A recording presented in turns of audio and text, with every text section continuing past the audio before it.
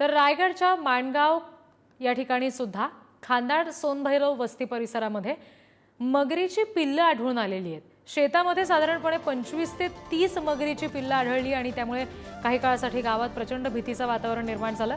मगरीची पिल्लं आणि अंडी पाहण्यासाठी स्थानिकांनी गर्दी केली। मादी मगर ही नागरिकांवर हल्ला करण्याची शक्यता आहे आणि त्यामुळे वनविभागाचे अधिकारी सुद्धा इथे दाखल झालेत। या घटनेची माहिती मिळताच वन्यजीव रक्षक संतनू कुवेसकर आणि वनविभागाचे अधिकारी घटनास्थळी आले।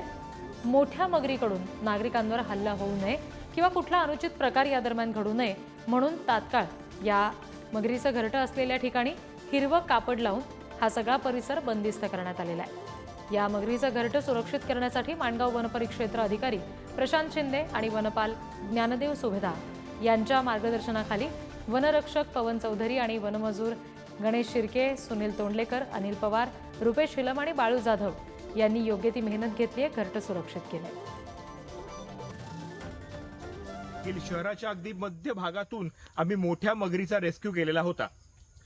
आता खांदाड गावात सोनभैरव मंदिर परिसरात काळ नदी किनारी एका मगरीचे घरटे आढळून आलेले आहे।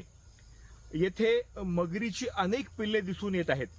खबरदारी म्हणून माणगाव वन विभागाने तत्परतेने त्वरित योग्य ती कारवाई करून ह्या मगरीचे घरटे हे ते सुरक्षित केलेले आहेत, जेणेकरून ह्या मगरीला व तिच्या पिलांना कोणतीही इजा पोहोचणार नाही व मोठ्या मगरीपासून पिलांच्या बचावाकरिता देखील कोणत्याही नागरिकांवर हल्ला होणार नाही।